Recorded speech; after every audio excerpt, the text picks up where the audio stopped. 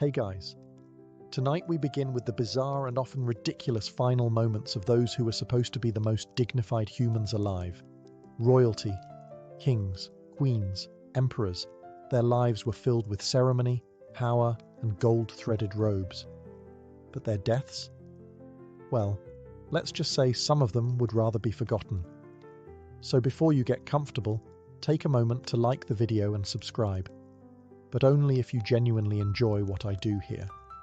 And let me know in the comments where you're tuning in from and what time it is for you. It's always fascinating to see who's joining us from around the world. Now, dim the lights, maybe turn on a fan for that soft background hum, and let's ease into tonight's journey together. King Adolf Frederick of Sweden. Death by desert. Of all the ways for a monarch to exit this world, in battle, by betrayal, or on a velvet deathbed surrounded by sobbing nobles, King Adolf Frederick of Sweden chose desert. It was February 1771, a chilly evening, and Adolf Frederick, like many of us after a stressful day of doing absolutely nothing important, decided to treat himself. Except his idea of a treat was a culinary suicide mission. The royal menu that night was ambitious. It began with lobster, then caviar, then sauerkraut, smoked herring and champagne. Not one glass, no, several. Enough to make even the royal wig feel dizzy, but none of that killed him. What did him in? 14 servings of semla. Now, if you're not Scandinavian, semla is a sweet roll made of wheat, cardamom and almond paste, topped with whipped cream and floating in warm milk. It's delicious. It's heavy. It's the kind of dessert you eat one of and say, "Whew, that's enough." Adolf Frederick had 14. That's not dessert. That's a sugar-based assassination. His servants must have been horrified. Somewhere between roll number 10 and 13, someone surely said, "Your Majesty, perhaps a digestive walk?" But the king waved them off, spoon in hand, cream on his lips, determined to go out in style. And he did. Later that evening, he complained of stomach cramps, which progressed to pain, then collapse, and then the official cause of death, digestive problems. That's putting it mildly. The man ate himself into oblivion. His legacy? A relatively peaceful reign, some administrative reforms, and the title of the king who ate himself to death. You've got to hand it to him. There are worse ways to go. He wasn't assassinated. He didn't fall off a horse. He didn't die of plague or a cursed goblet. He was taken out by pastry. And honestly, that's kind of majestic in its own way. So next time you reach for a second slice of cake and hear that little voice in your head say, "Why not?" just remember King Adolf Frederick. And maybe, just maybe, put the spoon down. King George II, the royal Lou. Exit royalty tends to imagine its final moments with a bit of ceremony. A deathbed farewell, a fading breath whispered in Latin, perhaps a full orchestra humming gently in the background. But King George II of Great Britain, he died on the toilet. Yes, you read that correctly. It was the morning of October 25th, 1760. King George II, in his late 70s, woke up feeling a bit off. Still, he followed his usual morning routine. Some light conversation, maybe a touch of royal grumbling, and then, as all men must, a visit to the privy. Except he didn't return. Moments later, servants rushed in and found the monarch slumped over the chamber pot. He had suffered a sudden aortic aneurysm, a rupture of the body's largest artery, and died instantly. So yes, technically he died of natural causes. But the location? Unforgiving. Let's take a moment to imagine it. The King of England, Elector of Hanover, defender of the faith, meeting his end not in bed, not on horseback, but half-sitting, mid-business, pants at royal half-mast. Hardly the portrait you want framed over the fireplace. To be fair, the chamber pot itself was no peasant's bucket. We're talking porcelain, possibly gold-rimmed, and surely flanked by servants trained in the art of not reacting. But still, It's the kind of death that gets whispered about in footnotes, not sung in ballads. The physicians wrote it up respectfully. The public was told he died of a heart problem, which was technically true, but the full story was preserved, thanks to court gossip and a few very honest palace attendants who couldn't let it go. And neither has history. Because for all his accomplishments, his wars, his reforms, his reign over an empire, George II is remembered most clearly for being the only British monarch to die on the toilet, a legacy no one asked for and no one has matched. He ruled an empire and died like a man. Sigurd the Mighty, bitten by a dead man. Some royal deaths are tragic, others are absurd. And then there's Sigurd the Mighty, who managed to die from something even Shakespeare couldn't have invented, a bite from a man who was already dead. Let's rewind to the 9th century. Sigurd Eysteinsson, better known as Sigurd the Mighty, was the Earl of Orkney, a Viking leader, fierce warrior, and all-around Norse tough guy. He spent most of his life raiding, conquering, and terrorising the northern British Isles. Then one day, he defeated his Scottish enemy, a rival chieftain named Brigte. In a move that screamed Viking confidence and questionable hygiene, Sigurd tied the man's severed head to his saddle as a trophy of war. Now this was a common practice in Viking circles. Brutal, yes, but considered a solid day's work. The problem? Brigte's head still had teeth. As Sigurd rode home in triumph, the head bounced around, as severed heads tend to do when tied to saddles. At some point during the bumpy ride, one of the dead man's teeth scraped Sigurd's leg, a minor cut. Nothing to worry about. If you're not living in the 9th century with zero antibiotics and a complete disregard for infection control.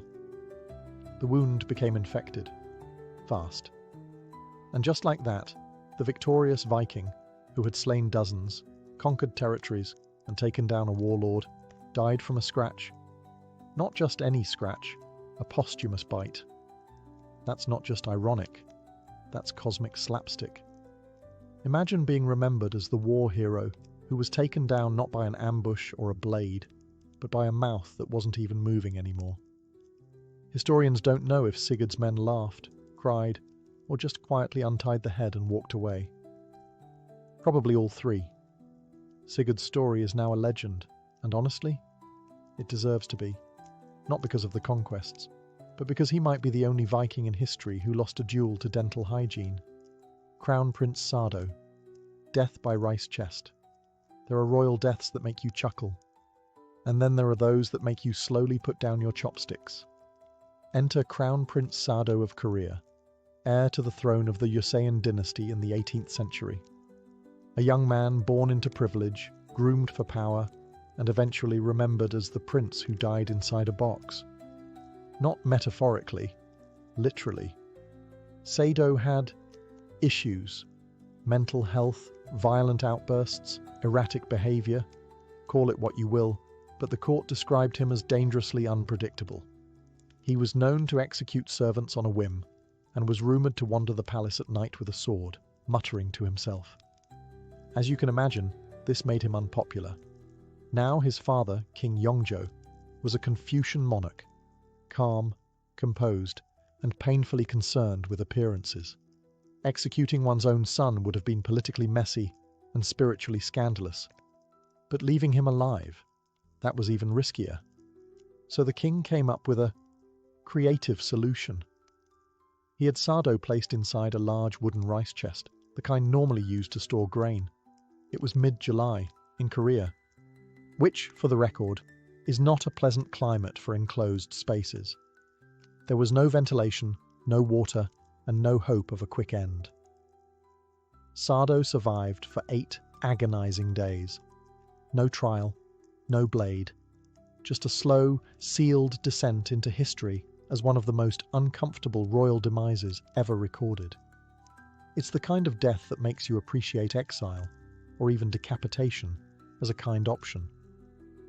The official records, cleaned up for posterity, state that Prince Sardo passed away due to divine judgment, which is poetic, but let's be honest, he was rice-boxed to death. Ironically, his son, Jongjo, would go on to become one of Korea's most celebrated rulers. The family never publicly spoke of the box incident, but historians never forgot. It's a tale of palace politics, mental illness, and tragic cruelty, wrapped in wood and sealed with silence. So next time you're complaining about tight spaces or summer heat, just remember Crown Prince Sado. And be thankful no one's solving family drama with furniture. King Martin of Aragon, killed by laughter. If you've ever been told that laughter is the best medicine, allow us to introduce you to the one man in history who quite literally overdosed on it. King Martin of Aragon. The year was 1410. Martin, nearing the end of his reign and battling digestive issues, because no royal story is complete without gastrointestinal drama, had spent the day in bed. Not from injury, but from chronic flatulence and indigestion. The kind of royal wind that clears out courtiers. That evening, he demanded the presence of his personal jester. His request? A joke. Something light, something funny, anything to lift his bloated spirits. The jester delivered. The joke, as preserved in court accounts, went something like this. "Why did you take so long to arrive?" the king asked. The jester replied, "Because I saw a young deer hanging from a fig tree by its tail, and I had to wonder if it was an act of divine punishment." Now, maybe it was the timing. Maybe it was the delirium. Maybe it was the fact that the king hadn't laughed in weeks because he was too busy digesting a goose. But whatever the reason, Martin burst into hysterical laughter. And he didn't stop. Within moments, he was gasping, clutching his stomach, and finally, collapsing. The official cause of death? Indigestion and uncontrollable laughter. Yes, King Martin of Aragon literally laughed himself to death. There's something both tragic and deeply undignified about it. Monarchs are supposed to die heroically, on the battlefield, in a marble hall, or at least during a dramatic monologue. Martin, he met his end with a joke about a deer and a fig tree ringing in his ears. The succession crisis that followed his death plunged the crown of Aragon into a political mess, but no one could discuss it without stifling a grim chuckle.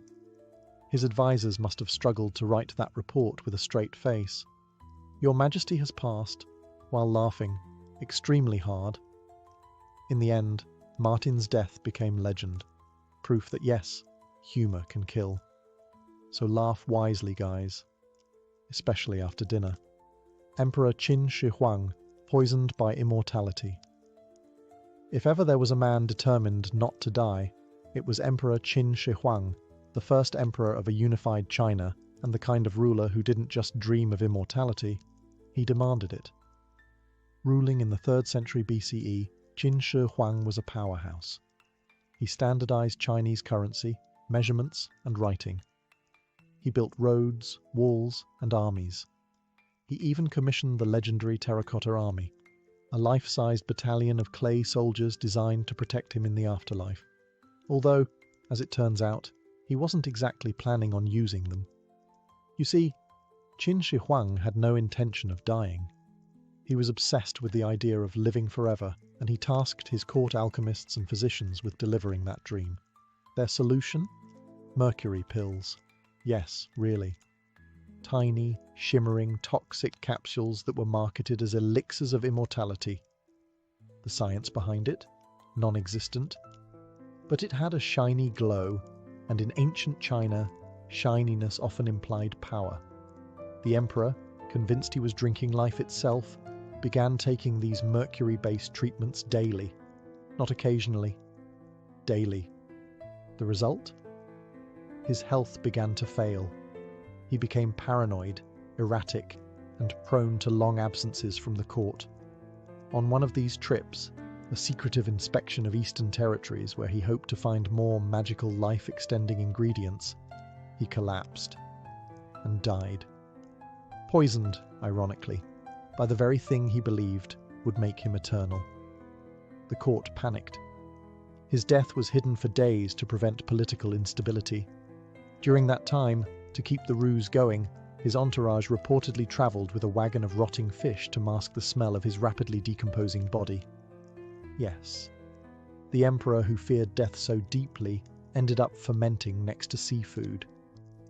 To this day, Qin Shi Huang's tomb remains unopened, a literal mountain of secrets. Some scholars believe it may be surrounded by rivers of liquid mercury. Fitting, really. The man wanted to be preserved forever, and in a way he is, not as an immortal legend, but as a cautionary tale about trusting quack science and glowing pills. Pope John XII, a heavenly scandal. The papacy has seen its fair share of drama, political intrigue, religious reform, crusades, and schisms.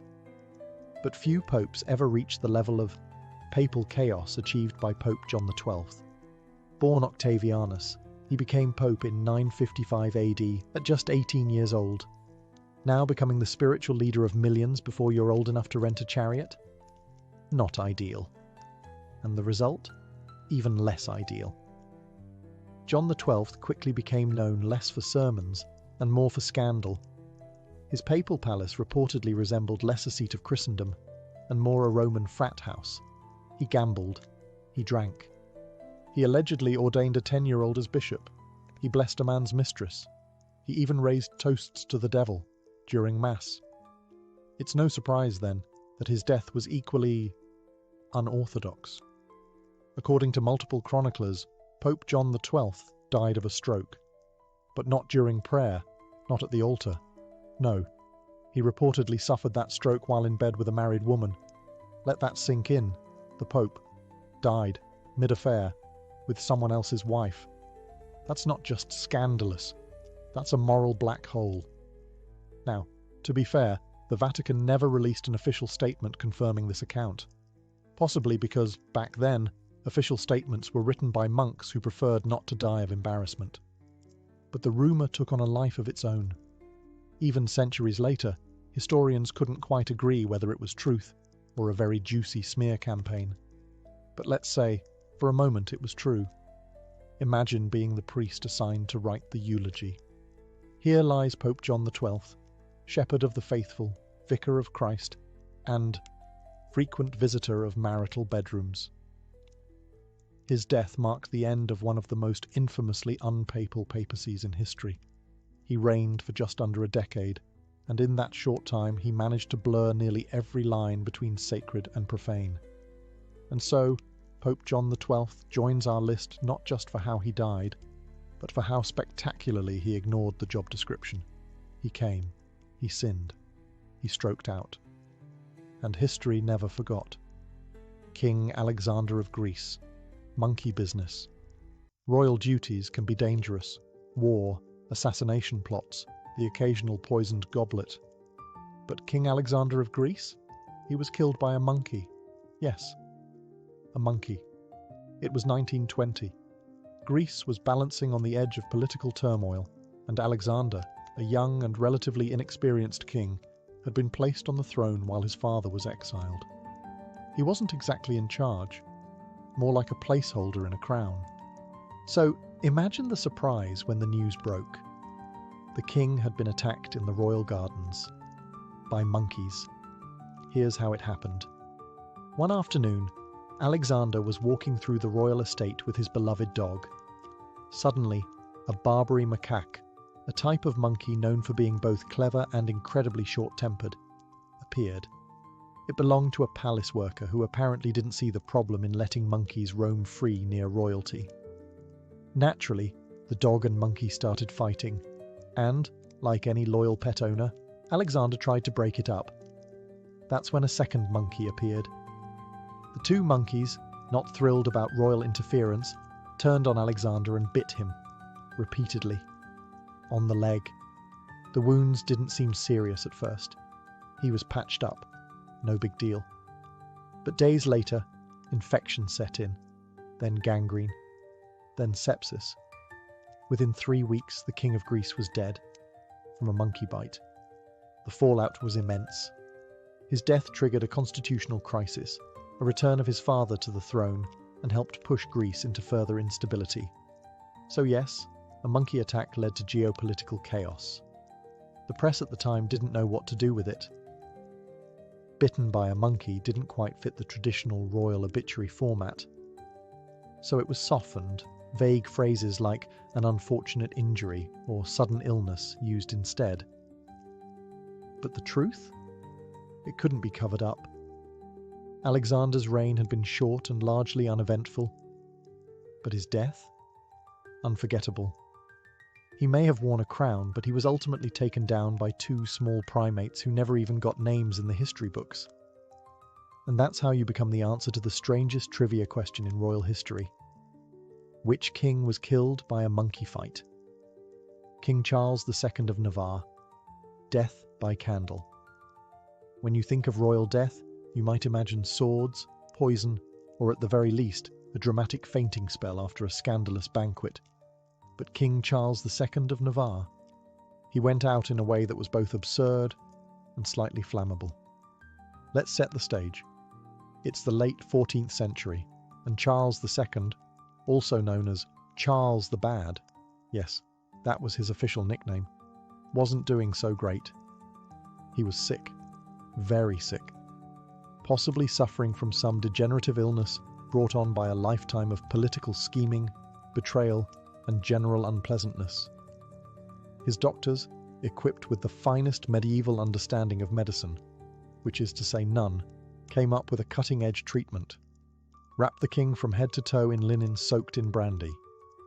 That's right, brandy bandages, because when in doubt, marinate the monarch. The idea was to warm his body, draw out the illness, and possibly pickle him into health. It might have even worked, if the final step hadn't involved sewing him into the linen cocoon and leaving a servant to snip the thread. Enter the candle. The servant, working late by flickering candlelight, leaned in to make the final cut, and then, as court historians describe with both horror and dark amusement, the flame touched the linen. Now remember, the king was soaked in alcohol. He went up like a torch. The servant panicked. There was screaming, chaos, probably a few nobles fainting in the corridor. But by the time they extinguished the king, it was too late. Charles II died in one of the most undignified ways possible, accidentally barbecued by his own nurse. The irony was thick. A man who spent his entire life plotting others' downfalls, poisoning rivals, switching alliances, betraying kings, was ultimately undone by his own drip-dry bandage and one inattentive assistant. And so Charles the Bad, who had once ruled with fire and fear, met his end as firewood. Let it be a lesson. Never mix royal treatments with open flame, especially if your nickname is already the Bad. King Edmund II, death on the privy. Some royal deaths are dramatic, some are symbolic. And then there's King Edmund II of England, who allegedly met his end in the most vulnerable position a man can be in, sitting on the toilet. Known as Edmund Ironside, because the second just wasn't intimidating enough, he reigned for only 7 months in 1016. His nickname came from his battlefield grit and refusal to yield to Danish invaders, particularly King Canute the Great, who was breathing down England's neck at the time. Edmund fought like a lion, enduring defeat, betrayal, and political chaos. He was everything you'd expect from a tough Anglo-Saxon king, until the very end, when all that martial glory was overshadowed by what happened in the privy. According to a persistent and suspiciously detailed medieval rumour, Edmund was assassinated while using the toilet. How? A would-be killer, knowing the king's schedule and digestive reliability, hid beneath the wooden seat. And when Edmund sat down, surprise dagger. From below. Gruesome? Yes. Dignified? Not remotely. The official record is murky. Some sources say he died of wounds after battle. Others mention an unnamed private treachery. But a few chroniclers, clearly blessed with imagination, describe the whole scenario in remarkable detail, right down to the killer hiding in the cesspit and striking upward. It's the kind of story that feels like political slander, and yet it's stuck. Because nothing erodes a legacy like death by outhouse ambush. Imagine the scene. Edmund, perhaps humming a victory tune, sitting down after a long campaign, thinking he's finally earned a quiet moment, and then betrayal from below. It's not the stuff of royal murals. It's the stuff of cautionary tavern tales. To be fair, if the assassination tale is true, it was a cunning move. A king is never more defenceless than mid-privy. No armour, no guards, no sword. Just linen, gravity, and unfortunate trust in 11th century plumbing. So whether fact or folklore, Edmund II's death reminds us that even iron-sided kings have soft spots, especially when seated. King Henry I, too many eels. Of all the fatal indulgences in royal history, King Henry I of England may take the prize for the most slippery. Because in 1135, the king who had ruled for over 3 decades, survived war, political turmoil, and rebellious barons, was finally defeated by, wait for it, a plate of lampreys. If you're not familiar, lampreys are jawless, eel-like fish with a mouth that looks like it belongs in a medieval torture chamber. They were considered a delicacy back then. Today, we'd probably call them nightmare noodles. Henry I, however, loved them. He was known to be absolutely obsessed. His court physicians, who understood very little about medicine but a great deal about guessing, had repeatedly warned him against eating so many of them. They were considered rich food, heavy on the digestion, light on survivability. Did Henry listen? Of course not. He was a king. And what's the point of being monarch if you can't defy every medical warning in existence? So during a visit to Normandy, Henry sat down to a grand meal and consumed a surfeit of lampreys, meaning he ate way too many of these slippery, slimy medieval sea worms, not fried, not dipped in anything respectable, likely just boiled and arranged in a grim little pile. Shortly after, he fell violently ill. Abdominal pain, vomiting, fever, the full royal digestive meltdown. Within days, he was dead. The official cause? Food poisoning. His body was embalmed and sent back to England in the winter cold, and there are horrifying details about the journey that we won't get into here. Let's just say, preservation was not a strong suit in 12th century Europe. Historians agree he was a capable and often ruthless ruler. But none of that mattered when his love for a grotesque fish dinner landed him 6 feet under. It's said his doctors had begged him to avoid the dish. His response: "I'd rather die than give up lampreys." Well, mission accomplished. King James II of Scotland, blown up by cannon kings, have died in battle. Kings have died of illness. But King James II of Scotland? He died by standing too close to his own cannon. It was 1460. James was 29 years old, ambitious, and known for 2 things: a famously short temper and a deep love of artillery. This was the golden age of cannon warfare. By golden, we mean wildly unpredictable and prone to spontaneous combustion. At the time, James was laying siege to Roxburgh Castle, a stronghold still occupied by the English. Determined to show off his shiny new cannons, James ordered a demonstration, and naturally, wanted a front row seat. Because what could possibly go wrong when standing a few feet from a 15th century cast iron powder tube packed with explosives? Plenty. As the cannon was being fired, it exploded, instantly, violently, spectacularly.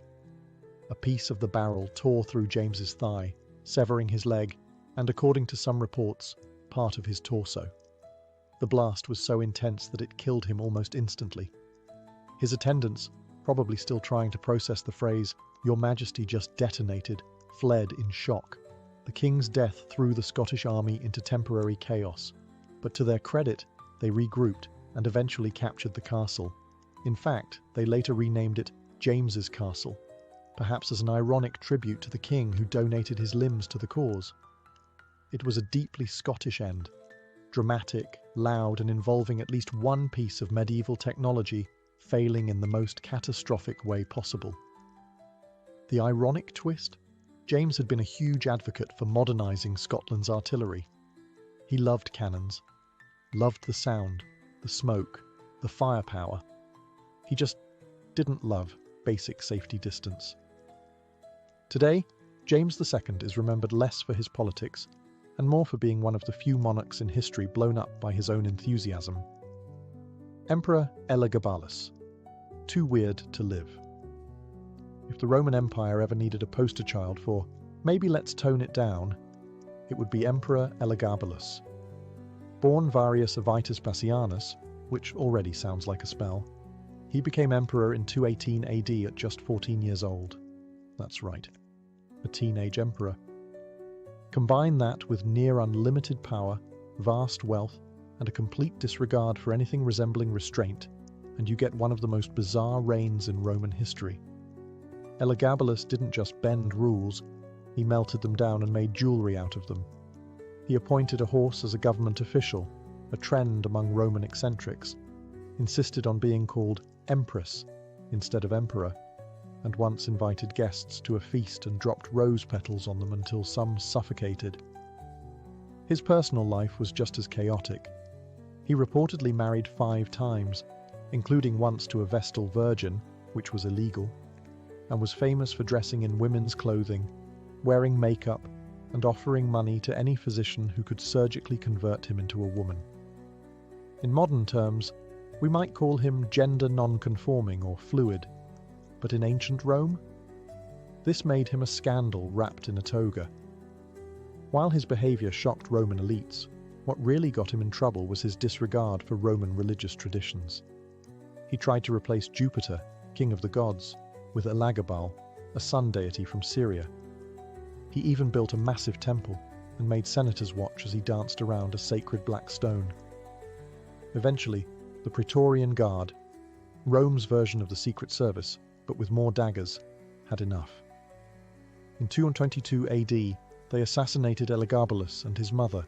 Their bodies were dragged through the streets, dumped into the Tiber River, and the Roman Empire collectively hit reset.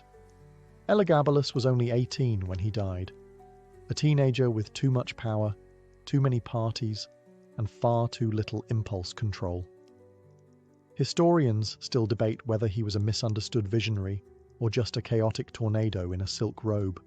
But one thing is clear, his reign was too weird, too wild, and for Rome, just too much. Catherine the Great, rumours that outlived her few rulers in history had reputations as grand or as scandalously misunderstood as Catherine the Great of Russia. She was a brilliant reformer, a patron of the arts, a political powerhouse who expanded the Russian Empire and corresponded with Voltaire. But if you mention her name at a dinner party, chances are someone will mumble something about a horse. Let's get this out of the way. No, Catherine did not die in an intimate encounter with a stallion. That myth, persistent, absurd, and thoroughly untrue, was cooked up by her enemies after her death. It has no historical basis and says more about 18th century gossip than it does about Catherine herself. The real story?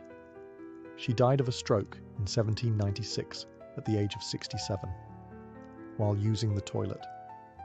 That's it. She collapsed in her private quarters and never regained consciousness. Quiet, undramatic, and very human. But why the horse rumour? Catherine, during her reign, made powerful enemies, both foreign and domestic. She was a woman ruling alone in a male-dominated empire, unapologetically intelligent, and known for her passionate personal life. She had lovers, sure, but so did many kings before her. The difference? Catherine's conquests were documented and scandalized, while her male counterparts were praised for theirs. After her death, political rivals and bitter aristocrats seized the opportunity to undermine her legacy. The horse rumour, vulgar and absurd, was tailor-made for enduring humiliation. It stuck, not because it was believable, but because it was too shocking to forget. It's the royal version of a bad tabloid headline that just won't go away. So while Catherine expanded Russia's borders, modernized its administration, and helped drag the empire into the Enlightenment, she's still haunted by one fake equestrian footnote. In the end, she didn't die with drama. She didn't die in battle. She died like many before her, quietly, privately, and with history refusing to let her go with dignity. If there's a lesson here, it's this. Power is fleeting, but rumours have long legs, especially when they involve horses. Emperor Valentinian II. The bathtub death.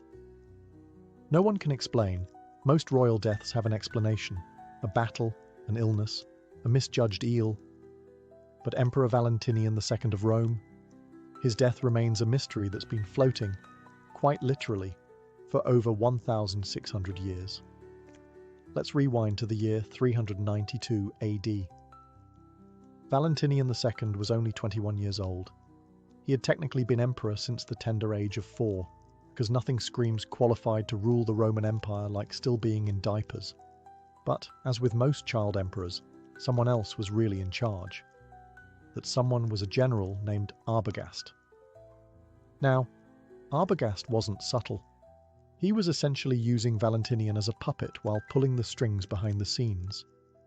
The young emperor, understandably not thrilled about being a royal mannequin, started pushing back.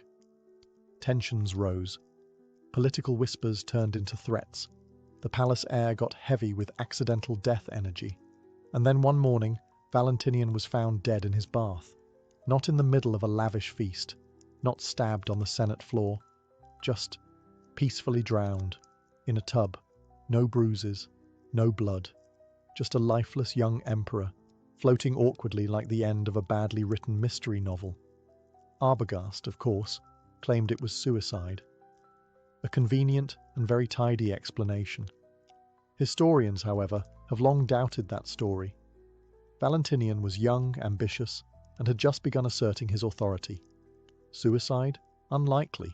Political murder? Now that's more Roman. But because no one actually saw it happen, and because forensic science back then amounted to, well, he's not breathing, the true cause of death was never proven. What followed was even messier. The Western Roman Empire plunged into chaos. Arbogast installed a puppet ruler, and yet another civil war ignited, all triggered by a corpse in a bathtub and 100 unanswered questions. Valentinian II's death may not be the most gruesome on our list, or the most absurd, but it wins the prize for most suspicious silence. Because if there's one thing history teaches us, it's this: when emperors die in bathtubs, somebody probably helped. In the sun-drenched city of Argos, where marble temples gleamed and the sea breeze tangled with the scent of olive trees, a frail girl named Telesilla was born into a life of quiet expectation. Her family was aristocratic, wealthy enough to afford luxury, educated enough to afford poetry, but their daughter was seen as delicate, sickly, and unlikely to leave much mark on the world beyond the home's shaded courtyards. From a young age, Telesilla suffered from chronic illness. We don't know exactly what plagued her. Ancient records rarely give us such mercy, but she was often bedridden, a passive observer of life's energy from behind linen curtains.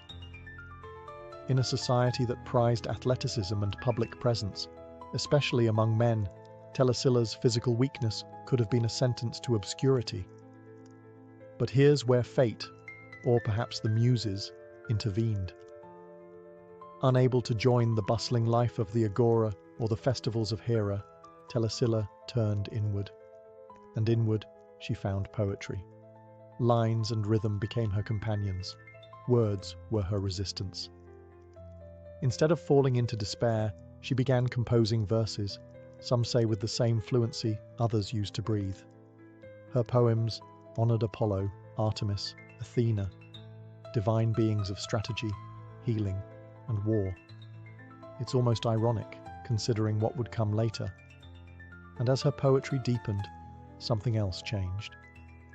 Pausanias, the ancient travel writer, claimed that through her dedication to the muses and the act of writing itself, Telesilla's body began to heal.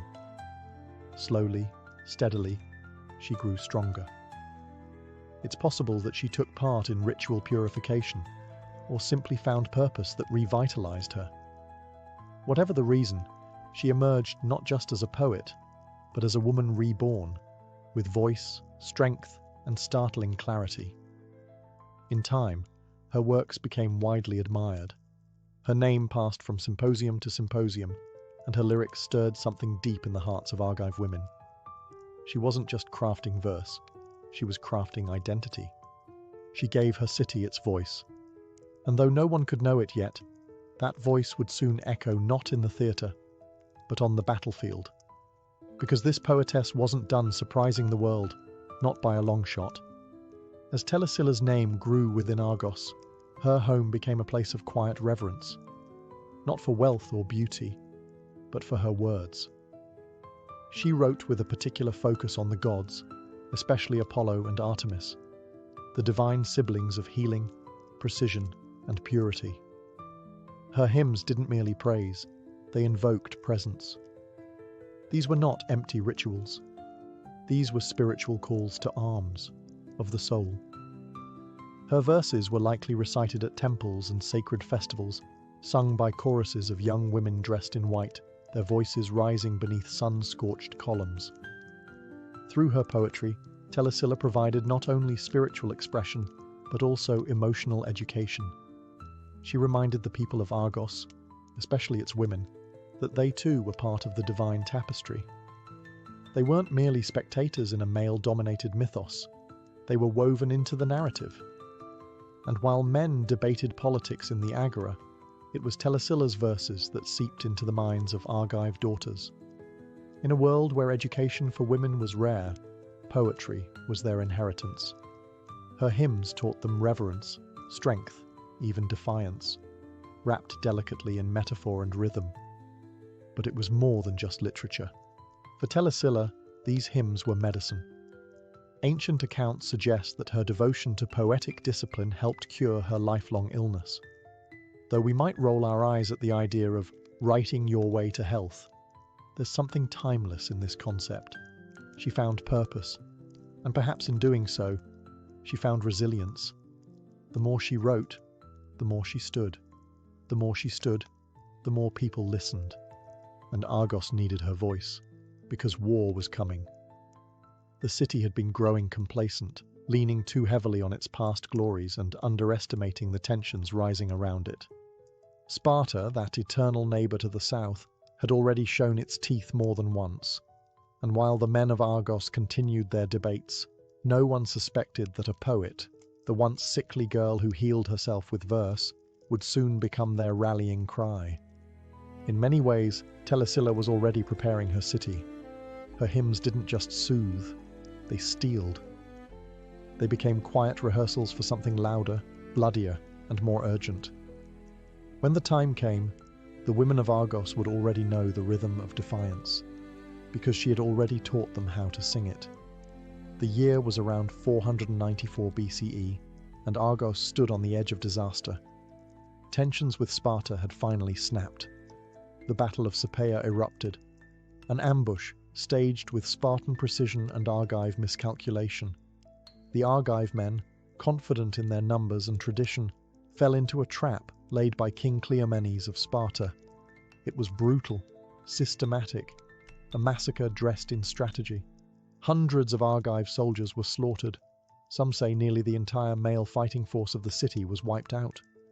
What remained was a shell of a city, its gates open, its warriors dead, its fate seemingly sealed. Argos lay defenseless, and Sparta knew it.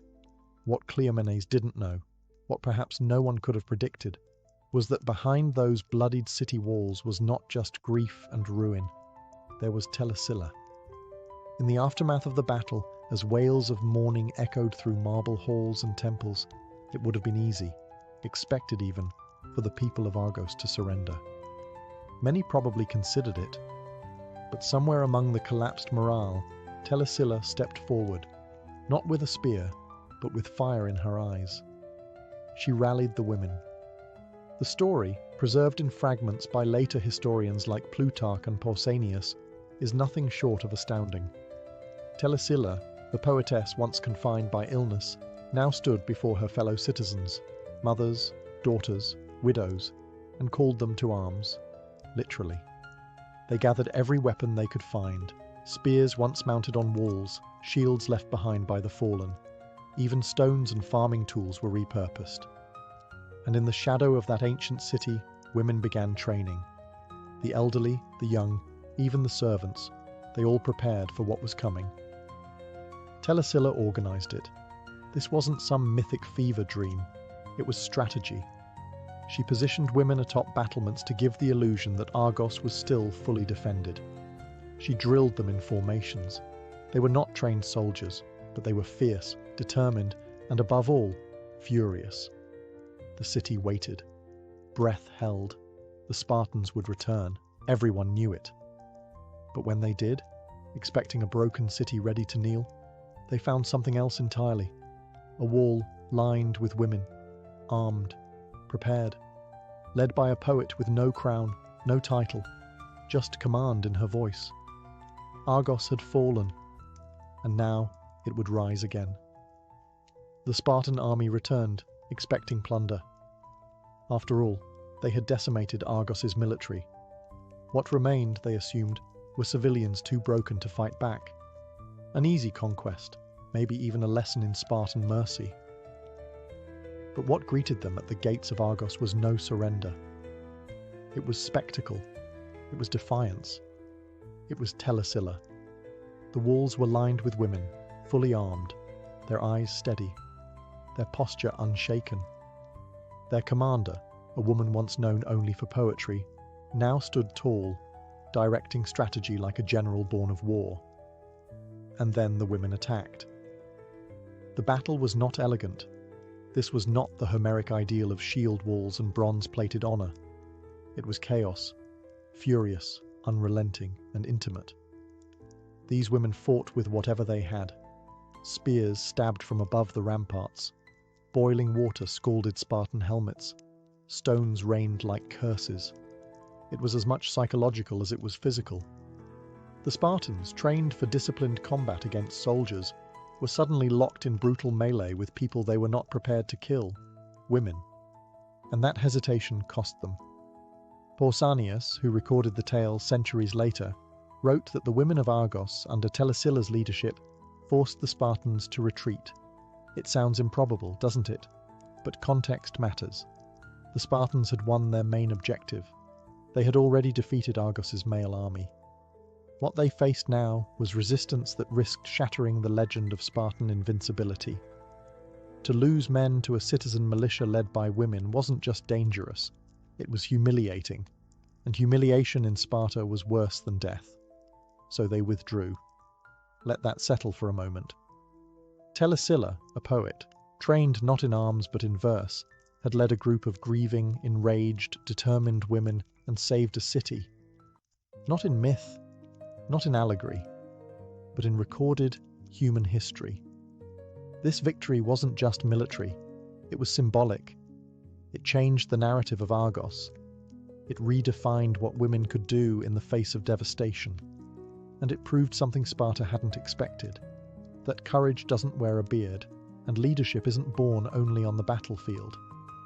That day, Argos didn't fall to Sparta. It stood taller than ever, held up by hands that had once only held lyres. And it was Telesilla who handed the city its second breath. Victory had a strange taste. The city of Argos had survived, but it was changed. Its streets still echoed with grief. Its temples bore the bloodstains of husbands, brothers, and sons who never came home.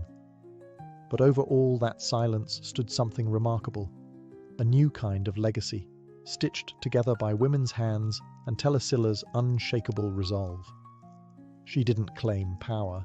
She didn't crown herself queen or sit upon a throne. Telesilla returned to her poetry. It might seem anticlimactic, but this was precisely her genius. She didn't fight for personal glory. She fought because her city needed her. And once Argos was safe, she resumed what she loved, composing hymns and honoring the gods. But now, her verses had new weight. They weren't just lyrics sung at festivals. They were reminders, living memory set to meter. Imagine the girls of Argos growing up in the shadow of that victory, whispering stories of the poet general who once led their mothers into battle. Imagine their voices reciting her verses under moonlight, not just as ritual, but as power. Telesilla's poetry had become prophecy, and prophecy had become precedent. The city honored her not just in song, but in stone. A statue was erected in the temple of Aphrodite.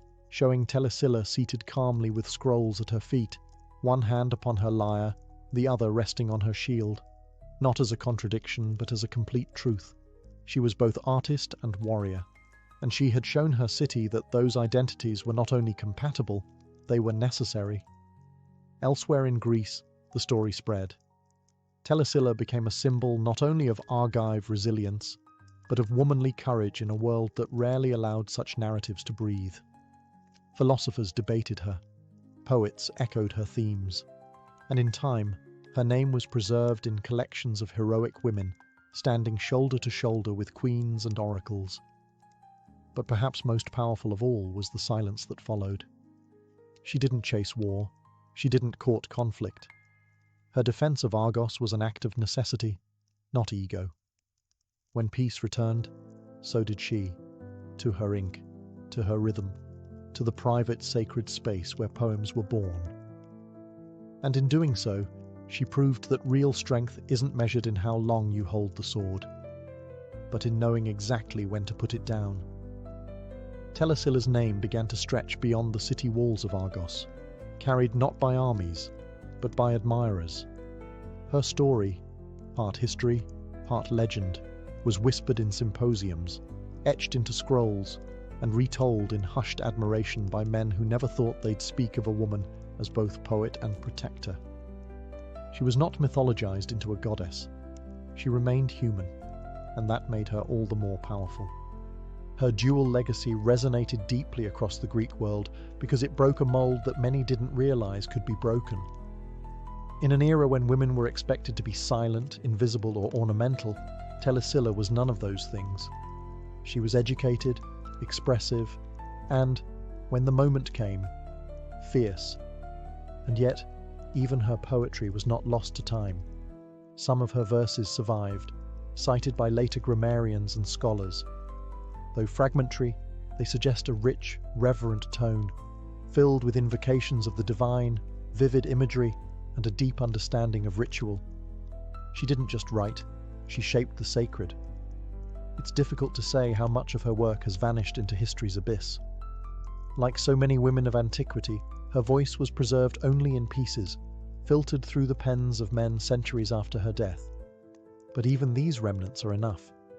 They speak of a woman who believed in beauty, in community, in purpose, and in the capacity of language to build more than verse, to build courage, memory, resistance.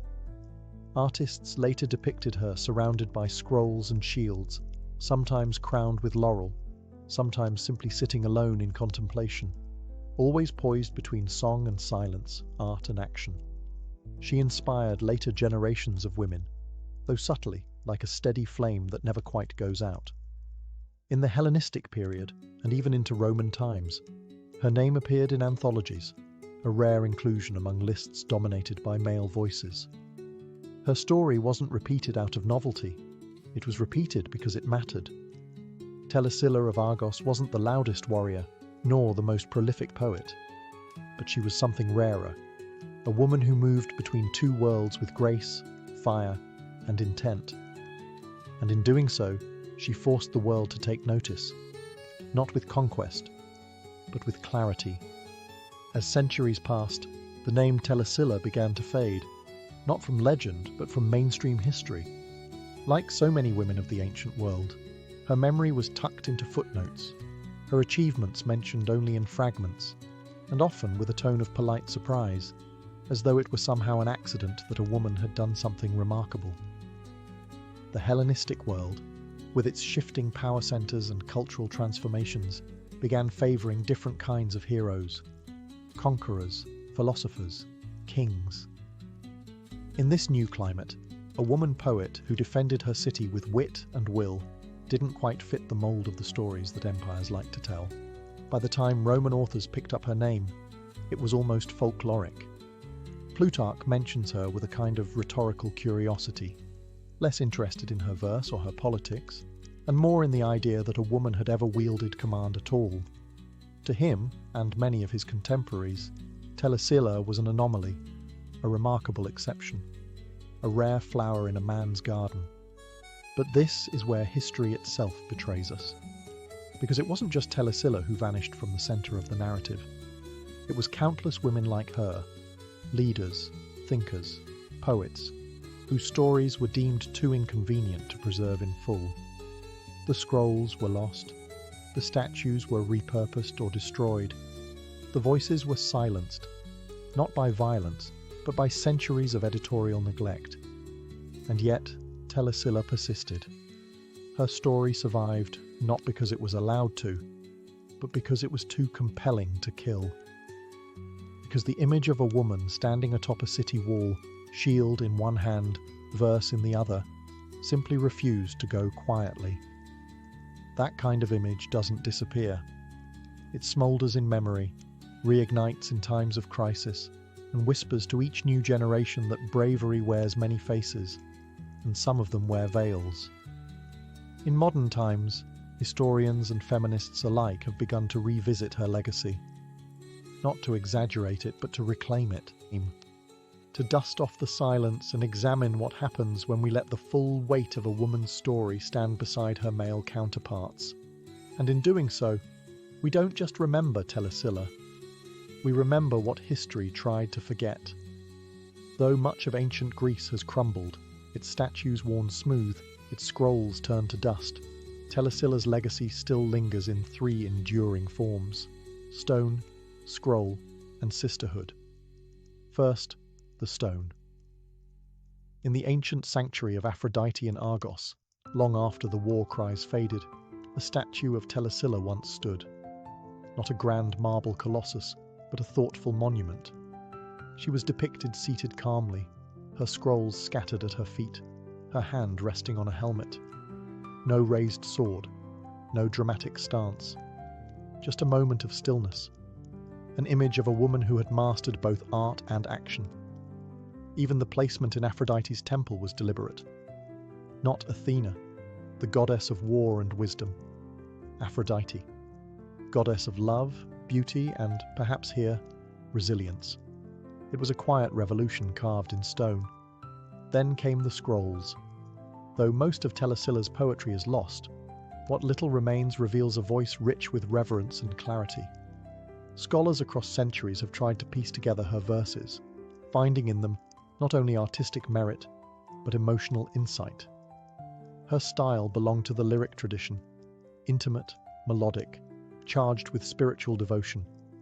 She was not writing for spectacle.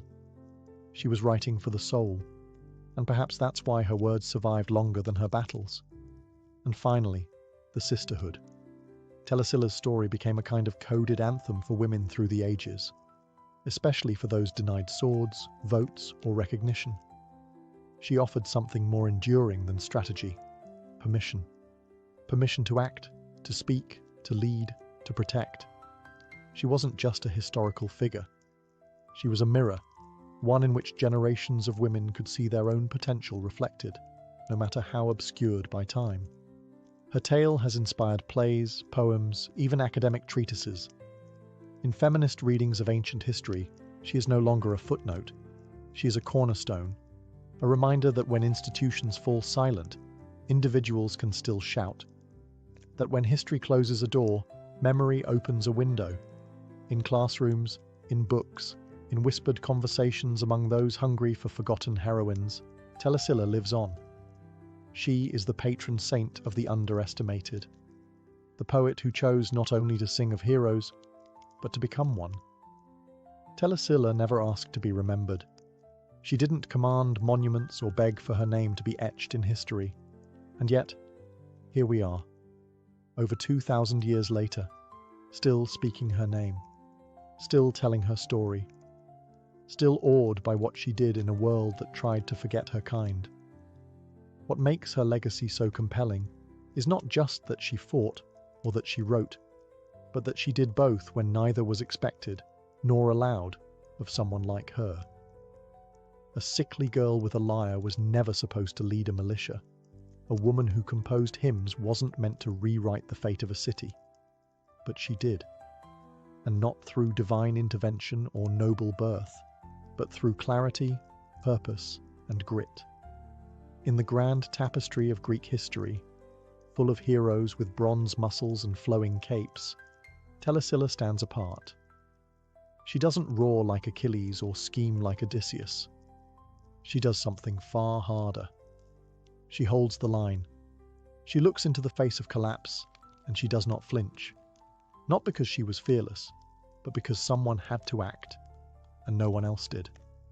And that's what makes her echo last. She reminds us that heroism doesn't always come with a trumpet blast or a poet's blessing. Sometimes it comes in the form of a woman who picks up a sword with shaking hands, steadies herself, and says, "Not today." Today, scholars and creatives alike continue to draw inspiration from her. Her story is taught in feminist studies, referenced in discussions about women in warfare, and even invoked in debates about the fluidity of roles across gender and class. She has become not just a symbol of Argos, but of resistance itself. And if you listen carefully, her voice still hums beneath the surface of modern tales, in every woman who steps up when others step back, in every artist who refuses to stay in their lane, in every act of courage that begins with a whisper and ends in thunder. Telesilla's legacy is not locked in the past. It is alive, breathing, moving quietly through the world. Because the truth is, the lyre was never put down. It was simply transformed into something sharper. Before arches, before blueprints, before even the idea of architecture, there was a simple human need to get from one side to the other. Across rushing rivers, deep ravines, and perilous chasms, the early ancestors of humanity faced a question as old as travel itself. How do you cross when the land disappears? The very first bridges were not built by engineers.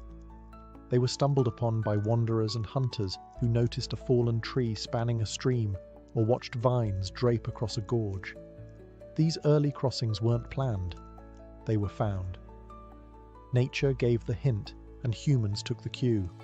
A fallen log, a line of stones placed just right. This was where bridges were born. Out of curiosity, out of fear, out of hunger. Over time, those accidental crossings became intentional. In rainforests, people began binding together vines and reeds to form hanging footpaths. These weren't exactly stable. You wouldn't want to cross one in the dark. But they were a beginning. A literal lifeline between food and famine, isolation and community. In parts of what is now South America, early civilizations began using twisted plant fibers to create longer suspended crossings. These weren't just primitive ropes. They were woven, reinforced, and tested with centuries of refinement. The Incas, long before the Spanish conquest, perfected the art of the rope bridge. But even before the Inca Empire, the peoples of the Andes were mastering techniques that required deep understanding of tension, weight distribution, and natural materials. What makes these early bridges remarkable is not their size, but their boldness. Imagine looking at a river gorge hundreds of feet deep, and instead of walking away, you begin tying grass together. That's not just ingenuity, it's a kind of bravery wrapped in necessity. These first crossings changed more than routes, they changed relationships. Once two valleys were linked, ideas flowed as easily as people. Trade routes emerged, languages mingled. Cultural exchange was born on shaky ropes and damp planks. A bridge, even the humblest one, is always more than wood and fibre. It's an invitation, a statement, a quiet refusal to let nature have the final say. In those earliest spans, civilizations took their first steps toward connection and never looked back. High in the Andes Mountains, where cliffs drop like knives and rivers roar with glacier melt, the Inca Empire wove its own answer to nature's brutal geography. The Incas didn't just build bridges, they tied the sky together. Their roads ran for thousands of miles across mountains and valleys, but it was the rope bridges, or cuishuachaca, that truly defied imagination. These bridges were made entirely of grass. Not wood, not metal, not stone, just woven strands of ichu, a tough mountain grass twisted into cords, and those cords twisted into cables. The process wasn't just technical, it was ceremonial. Entire villages would gather once a year to build or rebuild these bridges by hand. Each family was responsible for a section of rope. They braided, chanted, and hauled, working in a rhythm passed down through generations. The resulting bridge could stretch across a 100-foot canyon, swaying with every gust of mountain wind. No nails, no bolts, just pure tension and trust. And yet these rope bridges were strong enough to support llamas, soldiers, messengers, and traders. They were the beating arteries of an empire, spanning canyons where no stone could be placed. And they were elegant in their own way. Suspended like cobwebs across the void, they moved with the wind instead of fighting it. They bent, swayed, and sighed, but rarely broke. When one did collapse, it wasn't treated as a failure. It was simply the end of a cycle, ready to be born again by the hands of those who lived along its path. These rope bridges weren't just infrastructure. They were sacred. The annual rebuilding was a living ritual, a reminder that the land was not to be conquered, but worked with. That connection required not brute force, but harmony. No empire understood this better than the Incas. Even today, one rope bridge remains in use, the last Cuezhuachaca, still rebuilt annually by local communities near Huinchiri, Peru. UNESCO has recognized it as intangible cultural heritage. Tourists cross it gingerly.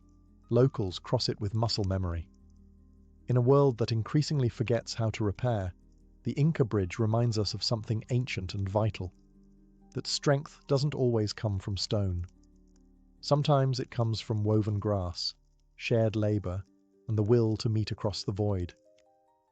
Far from the wind-tossed Andes, across the rivers of ancient China, another philosophy of bridge building was taking root, one that favored permanence over flexibility, symmetry over sway.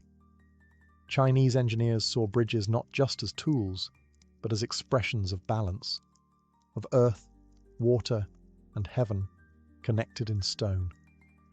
As early as the Zhou dynasty, Chinese builders had been experimenting with wooden and pontoon bridges.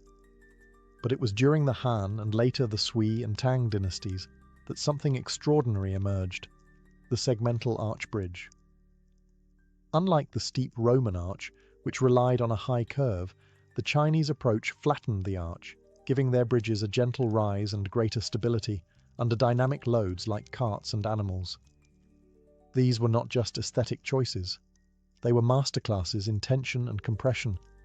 Take, for example, the Zhaozhou Bridge, built in the early 7th century by the engineer Li Chun. Spanning 123 feet with a 37-foot high arch, it remains one of the oldest surviving open spandrel stone bridges in the world. It's not just old, it's brilliant. Li Chun designed it with smaller, secondary arches along the base to reduce weight and water resistance during floods.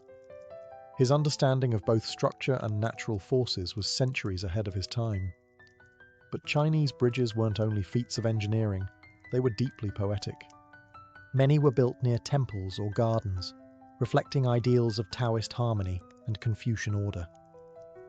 The bridge wasn't just a crossing, it was a moment, a pause between destinations, a chance to contemplate the still water below and the swirling heavens above. Stone lions often guarded the entrances, not merely as decoration, but as symbols of protection. Bridge names were chosen with care, often invoking luck, longevity, or spiritual awakening. And for scholars and artists of the Tang and Song dynasties, bridges became a favorite subject in painting and verse.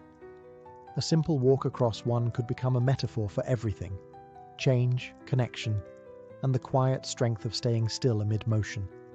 In ancient China, bridges were more than civil works. They were spiritual geometry, each stone laid not just with skill, but with philosophy. To cross one wasn't just to travel, it was to pass through balance itself. If China built with harmony, Rome built with ambition. For the Romans, a bridge wasn't just a way to cross a river, it was a declaration: we are here and we will stay. As the Roman Empire expanded, it faced an endless parade of rivers, valleys, and gorges. But where others saw obstacles, Rome saw blueprints. The Romans took what the Etruscans had started, arch technology, and turned it into something monumental: and permanent. Using stone, concrete, and sheer willpower, Roman engineers constructed bridges that didn't just survive time, they defined it. One of the most famous is the Pons Fabricius, built in 62 BCE, which still carries foot traffic across the Tiber River today.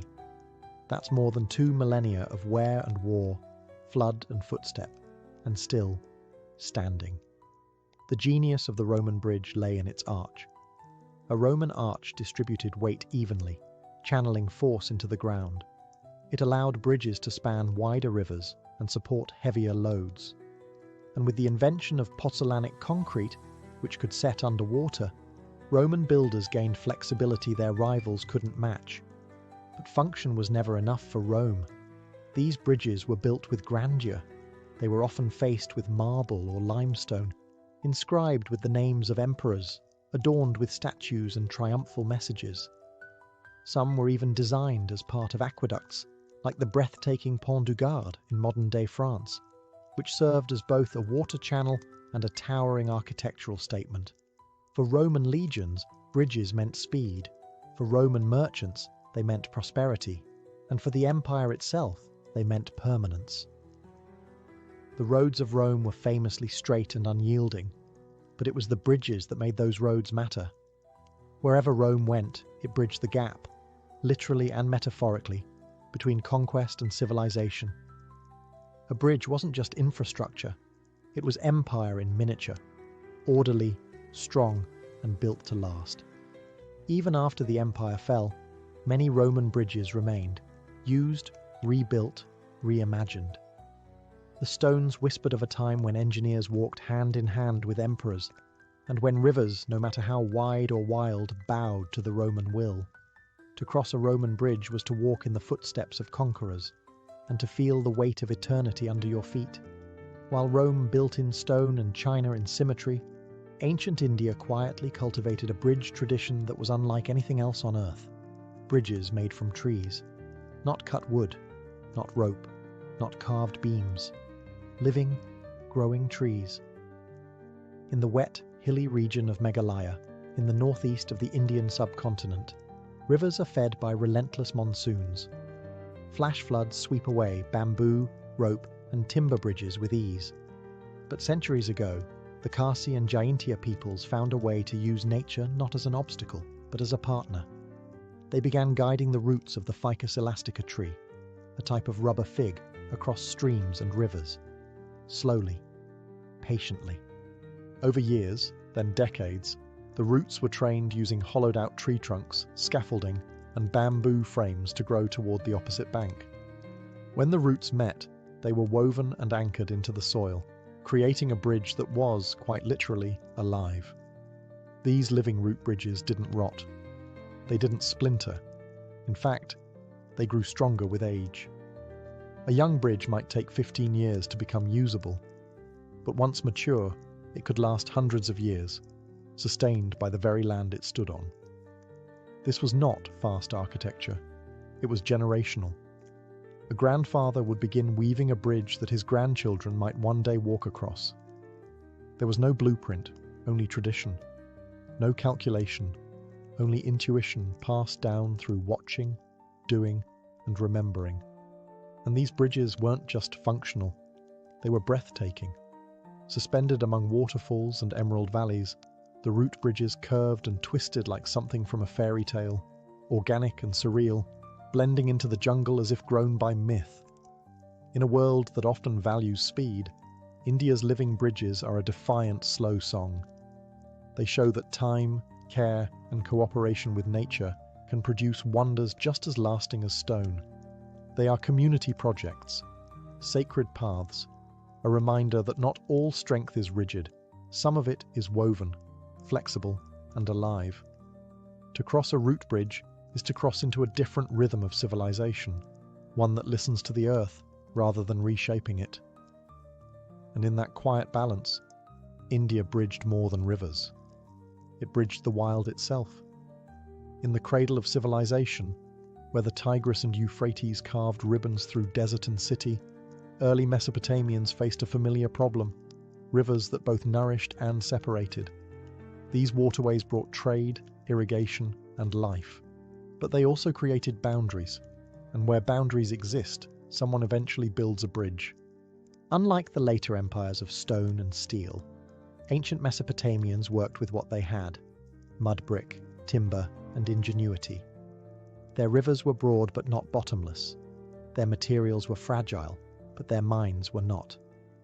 The city of Babylon, one of the jewels of ancient Mesopotamia, was famously divided by the Euphrates River, but it was also famously connected. The Greek historian Herodotus claimed that Babylon had an early movable bridge, constructed of wooden planks laid across boats and tied together with papyrus ropes. By day, it ferried people and carts. By night, it was dismantled to prevent enemy access.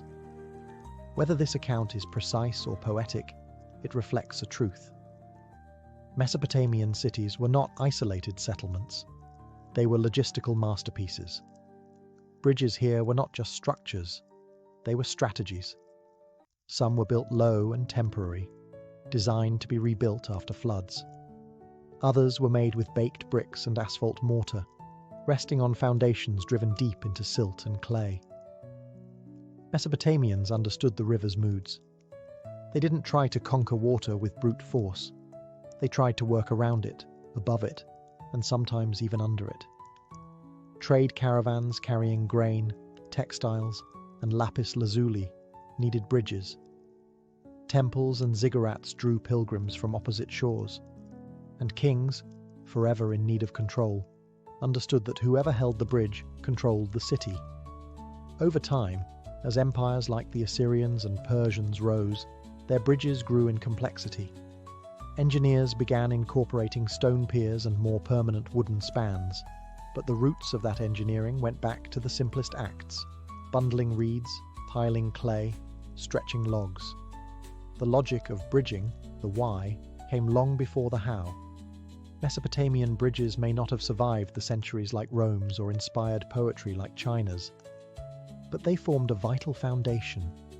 They were among the first expressions of infrastructure, the bones of organized society. They taught us that where there is commerce, there must be connection, and where there is water, someone will always try to walk across it. To the ancient Greeks, the world was not just a place to live. It was a canvas to be shaped, measured, and perfected. And when it came to bridges, they brought the same thoughtful attention to proportion, harmony, and engineering that they poured into their temples and sculptures. Unlike the Romans, the Greeks weren't obsessed with spanning vast distances or showcasing imperial power. Their bridges were often more modest, but no less intelligent. Built across small rivers, marshes, or rocky gaps, these structures were crafted with an elegant balance of form and function. Take the Arcadico Bridge, located in the Peloponnese. Dating back to the Bronze Age, around 1300 BCE, it's one of the oldest surviving arch bridges in the world. Built of large, unmortared limestone boulders, the bridge still stands today, quietly carrying foot traffic as it did millennia ago. There are no inscriptions, no imperial eagles, no towering arches, just a single subtle span, built with precision and enduring grace. The Greeks understood stone, they understood load-bearing, and perhaps most importantly, they understood the importance of community connectivity. Many of their early roads and bridges were part of sacred routes, used during religious festivals and processions to temples, such as the long journey to Delphi or Olympia. In these contexts, a bridge wasn't just about moving people, it was about guiding them toward the divine. Later, during the classical and Hellenistic periods, Greek cities began incorporating more advanced engineering methods, borrowing and adapting Etruscan and Eastern techniques. Timber and stone were used together. Some bridges even included drainage systems, careful grading, and guardrails. Still, aesthetics mattered. A Greek bridge didn't just serve a function. It fit into the landscape, enhancing rather than dominating it. It was common to find bridges positioned for viewing, often offering perfect symmetry with the surrounding hills and sky. Water below, air above, and stone in between, the Greeks liked their elements balanced. In Greek thought, the bridge became more than a crossing. It was a metaphor, a movement between worlds, between cities, between gods and mortals, between chaos and order. So while their spans may not stretch as far as Rome's, the Greek bridge stands as a quiet whisper in stone, strong, serene, and built with thought rather than thunder. In the land of towering pyramids and mighty pharaohs, ancient Egypt didn't need to conquer rivers as often as it needed to navigate them. The Nile, both giver and taker of life, served more as a highway than a barrier. Boats were the bridges of Egypt. But that didn't mean Egyptians ignored the art of crossing land-based gaps. When they did build bridges, they did so with intention and with unmistakable symbolism. Egyptian civilization grew along the fertile banks of the Nile, where irrigation channels, canals, and distributaries carved up the land. To manage this watery maze, the Egyptians developed small-scale bridges, flat stone causeways, wooden crossings, and canal bridges designed more for function than spectacle. One of the earliest known examples comes from the workers' village at Deir el-Medina, near the Valley of the Kings. Archaeologists have discovered narrow stone walkways and raised paths designed to carry foot traffic over irrigation ditches and sunken terrain. These weren't monumental in size, but they were smartly built, using local stone, carefully leveled surfaces, and alignment with prevailing routes. And then there's the great causeways, those long, sloping stone paths that connected the Nile to the pyramids at Giza. While technically not bridges, these structures acted as ceremonial links between the river and the tombs of the dead. Massive and meticulously constructed, these causeways were used to transport the pharaoh's funerary goods, chariots, and even his mummified body during grand religious processions. In these causeways, we see something more than transport. We see spiritual transition, a passage from life to death, from one world to another. The bridge, in Egypt, wasn't always a structure you walked across. It was an idea. The soul crossed into the afterlife. The king moved from mortal dust to divine eternity. As Egypt expanded and urbanized, more bridges appeared over canals and smaller water networks, often tied to temple precincts or granary systems.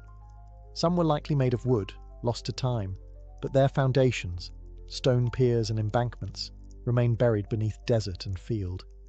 The Egyptian bridge was never a monument to conquest. It was a conduit of water, of grain, of sacred memory. Not grand in form, perhaps, but monumental in what it represented. The eternal journey between shores, seen and unseen. By the time the ancient world began to fade into the medieval, its bridges remained, quiet, immovable witnesses to the ambitions, fears, and brilliance of early civilizations. Some crumbled, buried by flood or forgotten war. Others, remarkably, still stand. A root bridge in India, a Roman arch in France, a Greek limestone span in the Peloponnese.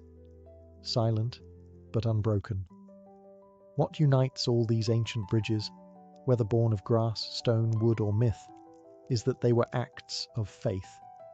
Not religious faith necessarily, but human faith. That we could overcome separation. That we could connect what nature had divided. That the people on the other side were worth reaching. Every civilization had its own approach. The Incas used tension. The Romans used compression. The Chinese used curvature. The Mesopotamians used buoyancy. But the principle was the same. Link what cannot be leapt. Make distance irrelevant. And each bridge said something about the people who built it. The Incas trusted time. The Greeks trusted balance. The Egyptians trusted eternity. The Romans, they trusted concrete. But even beyond function and philosophy, bridges told stories. A rope bridge whispered of community. A Roman aqueduct thundered empire. A Chinese stone arch spoke of harmony. They didn't just carry bodies, they carried beliefs, identities, and purpose. Some bridges were born in urgency, built quickly after a war or flood.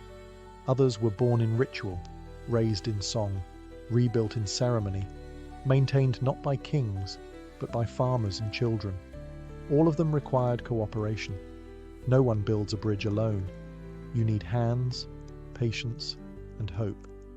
And perhaps that's why they still resonate with us today. Not because we're impressed by ancient tools or clever math, but because we recognize the courage it takes to build something between danger and safety, between isolation and unity, between now and the generations to come. In a world that often pulls itself apart, ancient bridges remind us of something quieter, older, and wiser. That connection is worth the effort. That strength can be gentle. That sometimes the most powerful thing we can do is simply reach out. So the next time you cross an old bridge, pause. You're walking on the remains of ancient dreams, and they're still holding. Before there were words carved into clay or hymns sung in stone temples, there was sound. Not organized music in the way we know it, but raw, instinctive rhythm, nature's own symphony waiting to be noticed. The crackling of fire, the patterned drip of rain, the rustle of leaves, the rhythmic thump of feet. These were the first instruments, and somewhere along the way, early humans stopped just listening. They started imitating. The earliest musical instruments known to us come from the Paleolithic period. Among them, flutes made from bird bones and mammoth ivory, found in caves in Germany and dated to over 40,000 years ago. They had holes carefully drilled along their bodies, designed to control pitch, not just make noise. These weren't toys, they were tools of emotion. Imagine it, in the flickering dark of a cave, someone gently blowing into a carved bone, the notes echoing like whispers through stone. A lullaby for a child, a chant for the hunt, a sound to soothe the dying or stir the sacred. These first notes weren't just entertainment, they were memory made audible. Early music likely served functional roles. Rhythmic clapping or drumming could synchronize group labor, build morale, or intimidate enemies. Repetition made things memorable. Long before writing, information was sung, not said. Melody was a mnemonic device, anchoring knowledge to tone and pattern. The beginning of oral tradition is, in many ways, the beginning of music. In tribal rituals across ancient cultures, we see evidence of percussion instruments, wooden slats, seed rattles, stretched animal skins struck in time. These tools helped bind communities together, providing a shared experience that required no translation. You didn't need to speak the same language to move to the same beat. Music likely emerged alongside and intertwined with spiritual belief. In early burials, we find instruments placed beside the dead, flutes, drums, bells, as if the journey to the next world required accompaniment.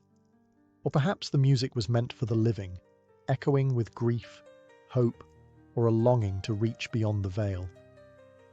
In these earliest sounds, we weren't just surviving, we were beginning to express ourselves, to remember, to celebrate, to mourn.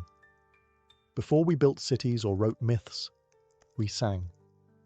In the fertile crescent of Mesopotamia, where the Tigris and Euphrates carved paths of life through desert and clay, music was not a pastime. It was a necessity. From Sumer to Babylon, from temple to tavern, sound shaped identity, order, and the divine. The Mesopotamians didn't just play music, they recorded it, structured it, and tied it tightly to the heavens. Among the earliest visual records of musical culture comes from Sumerian cylinder seals and reliefs, dating back to the 3rd millennium BCE. These tiny artworks depict musicians holding lyres, flutes, and drums. But the true marvel lies in what archaeologists later uncovered. The lyres of Ur, elaborate instruments adorned with gold, lapis lazuli, and carved bull heads.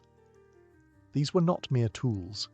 They were sacred objects, buried with the elite, meant to accompany souls into the afterlife. The Mesopotamian lyre was delicate and resonant, its strings stretched across a wooden frame and played with plucking fingers or bone picks. Musicians were professionals, some temple-trained, others court-appointed. Music accompanied rituals, coronations, banquets, and battle. Every occasion had its sound. And then there's the real marvel: notation. A clay tablet from Ugarit, dated to around 1400 BCE, is considered one of the world's oldest surviving examples of written music. It contains hymns inscribed in cuneiform, not only with lyrics, but musical instructions using a system of relative pitch. We don't fully understand how to hear it as the ancients did, but the very fact it exists reveals how central music was to structure and spirituality. Music was also tied to cosmology. Numbers mattered, intervals mattered. Ancient Mesopotamian thinkers, like those in Babylon, believed music could reflect the order of the cosmos, mirroring the same harmony that kept planets in orbit and seasons on time. This idea would ripple into Greek philosophy centuries later. Whether sung by priestesses to Inanna or played by travelling minstrels in crowded markets, music in Mesopotamia was layered. It was professional, sacred, celebratory, and political. It carried messages between mortals and gods. In a world carved from mud and mystery, music gave shape to things unseen, binding memory to ritual, order to time, and the soul to its story. In ancient Egypt, where gods had animal heads and pharaohs were divine, music flowed like the Nile, constant, sacred, and life-giving. It echoed in temple courts, drifted through market stalls, and accompanied every stage of human life, from birth to burial. Egyptian music wasn't ornamental. It was essential. The Egyptians believed that music had magical properties. It could calm the gods, heal the sick, and guide the dead. Instruments were gifts from the divine, most famously the goddess Hathor, often depicted with a sistrum, a rattle-like instrument used in sacred rites. To shake the sistrum was to awaken life itself. Its jingling tone symbolized the cosmic rhythm of creation. Archaeologists have found harps, flutes, lutes, and lyres painted in tomb murals dating back to the Old Kingdom, around 2500 BCE. These instruments weren't generic. They were specific, finely crafted, and richly decorated. Harps came in angular or curved forms, often played sitting on the ground.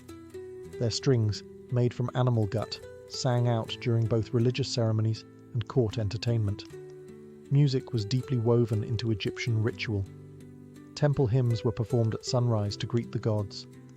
Priests and priestesses weren't just readers of sacred texts, they were also trained musicians. Specific tones were believed to align with particular gods or emotions. There was music for lamentation, for praise, for purification. Every act had its sound, but music wasn't just for the elite. Street musicians, dancers, and folk singers filled the markets of Memphis and Thebes. Percussion instruments like frame drums, clappers, and castanets added rhythm to community festivals. Women often led in performance, whether as professional entertainers or as mourners hired to sing the wails of grief at funerals. Egyptian hieroglyphs even give us words for musical moods. Hes implied joy or adoration. Tefu meant sorrow or mourning. Music wasn't an abstract art form, it was emotional infrastructure. And when death came, it came with music. Funerary texts sometimes included instructions for chants and instruments. In death, as in life, the journey was not silent. Music in Egypt served many masters, gods, kings, farmers, and mourners. But it always served a deeper truth. That sound was the language of the soul. And through it, even silence had meaning. In ancient Greece, music was more than art. It was mathematics, medicine, philosophy, and divination. It wasn't merely played, it was studied, theorized, worshipped. For the Greeks, music was a mirror of the cosmos, harmonious, ordered, and deeply sacred. The Greek word musike didn't refer to music alone.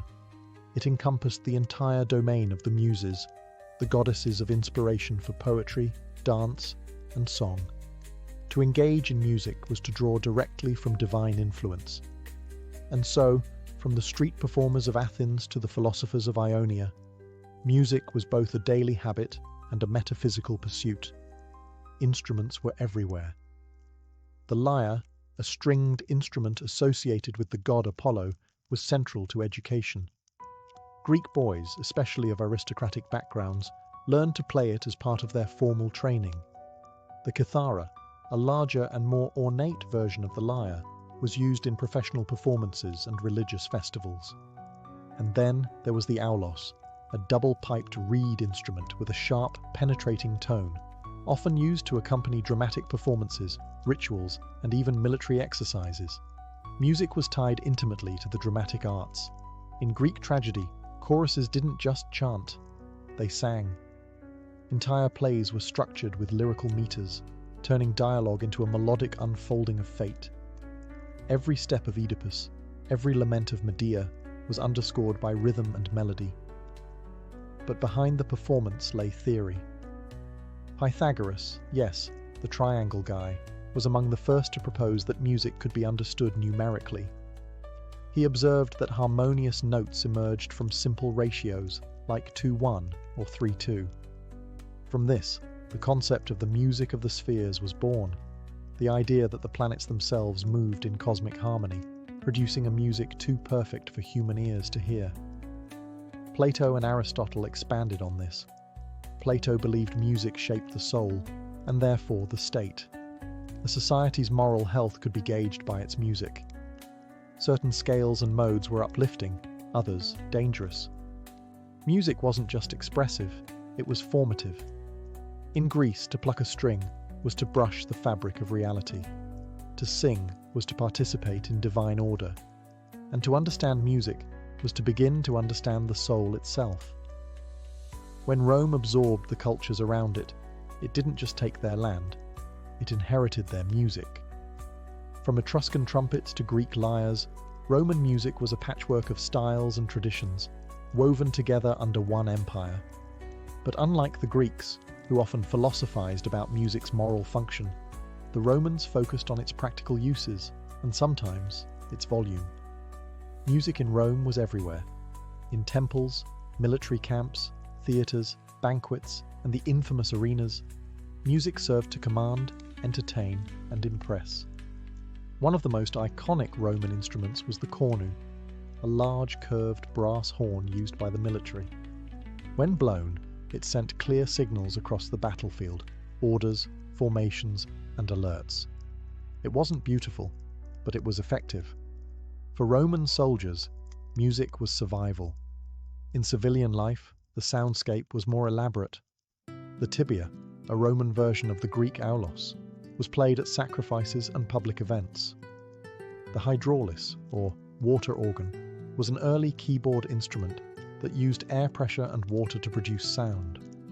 Found in both religious ceremonies and gladiatorial games, it was likely loud, dramatic, and theatrical, perfectly suited for Rome's flair for spectacle.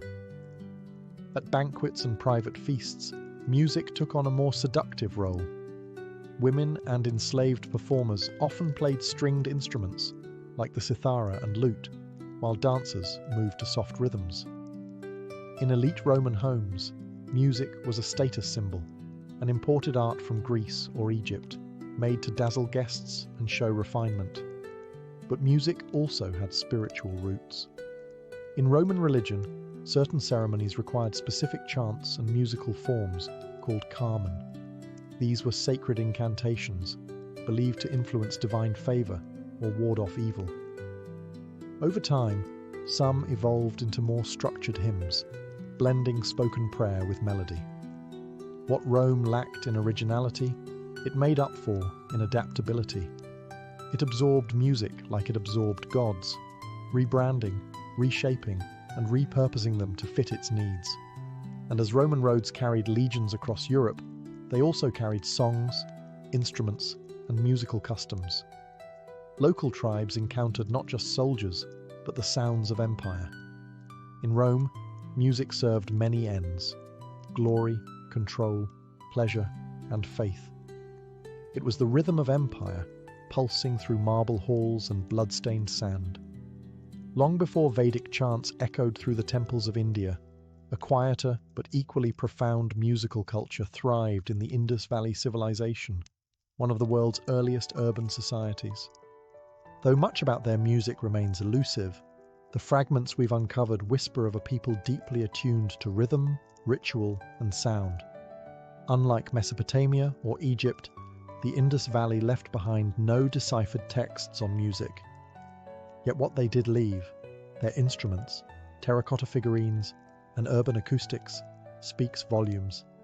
Archaeologists have unearthed cylindrical drums, shell trumpets, and carved flutes made of bird bones and terracotta. Some of these flutes, remarkably, have perfectly spaced finger holes, suggesting a sophisticated understanding of pitch and scale. Perhaps most telling are the figurines of dancers found at sites like Mohenjo-daro, limbs frozen mid-step, hair braided, torsos swaying. Where there is dance, there is rhythm. Where there is rhythm, there is music. These figures suggest not only communal celebration, but choreographed, percussive culture. The drum wasn't just entertainment, it was expression. Later, as Vedic civilization emerged and Sanskrit texts began to form, the musical tradition of the Indian subcontinent would explode into complexity. But its seeds, those silent ceramic flutes of the Indus, had already taken root. Over time, music in India became inseparable from spiritual practice. The Vedas, the sacred Hindu texts, were chanted in highly regulated melodic patterns called sama. These weren't songs as we know them. They were sound formulas intended to maintain cosmic order. By the time of the Natya Shastra, an ancient treatise on drama, dance, and music, composed around 200 BCE, Indian music was already categorized into ragas, melodic modes, and talas, rhythmic cycles. Instruments like the veena, an early stringed instrument, and the mridangam, a double-headed drum, became staples of religious and court music. But even as theory deepened, the soul of Indian music remained the same. Music as devotion, music as vibration, music as a bridge between body and spirit, sound and silence, mortal and divine. In the lands of the Indus, music wasn't written in ink. It was written in breath, beat, and eternity. In ancient China, music was never merely sound. It was cosmic order made audible. Rooted in Confucian and Taoist philosophy, early Chinese music sought to mirror the harmony between heaven, earth, and humanity. To play music was not just to entertain, but to align oneself with the moral and natural rhythms of the universe. Some of the oldest archaeological finds include stone chimes, bianking, and bone flutes, xun, dating back to the Neolithic period. These instruments were carefully tuned, not just for beauty, but to reflect cosmic principles.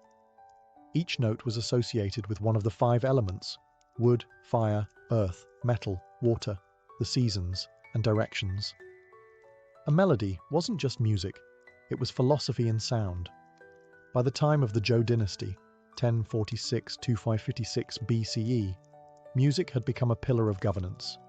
Confucius himself famously said, "To educate someone, start with poetry, strengthen with ritual, and perfect with music." He believed that music shaped the soul and that a well-governed state would be reflected in its musical culture. Harsh or dissonant music meant disorder. Gentle, orderly tones signified harmony. Court musicians played with instruments like the guqin, a 7-string zither associated with scholars and sages. Its quiet, introspective tones weren't meant to entertain crowds, but to cultivate inner virtue. The player sat alone, fingers brushing the strings in a meditative dialogue between self and nature. Larger ensembles used instruments like the sheng, a mouth-blown free reed instrument, drums and bronze bells, especially in ancestral rites and state ceremonies. The ya-yue, or elegant music, was the official ceremonial genre used in rituals to honor heaven and ancestors. Every sound, every interval had a ritual function, carefully controlled to avoid spiritual imbalance. Chinese music theory also developed unique scales, such as the pentatonic scale, which uses 5 notes per octave. This gave Chinese melodies their fluid, drifting quality, evoking water, wind, and introspection. In ancient China, to hear music was to hear the balance of the world. To perform it well was to live well. Every note was a prayer. Every silence a teaching. In the ancient Hebrew tradition, music was a conduit between heaven and earth, between grief and praise, between people and their covenant with God. It wasn't entertainment, it was sacred. Every note played, every voice lifted was an offering. From the earliest books of the Hebrew Bible, music appears as a central force. In Genesis, Jubal is named as the father of all who play the lyre and pipe, suggesting that even at the very beginning, music was seen as a foundational human gift. In Exodus, after the Red Sea parts and the Israelites escape Egypt, Miriam takes up a timbrel, leading women in dance and song, a moment of celebration carved forever into sacred memory. By the time of King David, music had become a structured, integral part of spiritual life. David himself was both warrior and musician, said to calm King Saul's tormented spirit with the sound of his harp. Under his reign, music flourished as temple ritual. He appointed Levitical musicians whose role was not only to perform, but to preserve sacred songs and maintain spiritual order through sound. The Psalms, many attributed to David, form one of the oldest and richest hymnals in human history. These lyrical prayers, written in poetic form, were intended to be sung, chanted, or recited with instrumental accompaniment, usually lyres, harps, cymbals, and trumpets. Some psalms speak of sorrow, others of triumph, but all are musical expressions of the soul in dialogue with the divine. The first temple, built by Solomon, institutionalized music even further.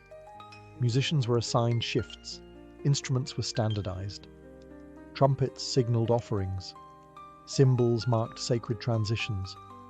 Music structured the calendar, framed the festivals, and deepened the meaning of every rite. Even after the temple's destruction, music lived on in memory and exile. In Babylon, the exiled Hebrews sang of Zion with trembling voices. By the rivers of Babylon, there we sat and wept. How can we sing the songs of the Lord in a foreign land? Yet sing they did. Hebrew music survived not by echoing through stone halls, but by being written on hearts. It was a music of resilience, born in covenant, and carried across centuries in breath, bone, and prayer. As the ancient world slowly gave way to classical antiquity and the medieval age, the music of early civilizations did not vanish, it transformed. Its instruments were altered, its scales adapted, its traditions absorbed into newer religious, philosophical, and cultural systems.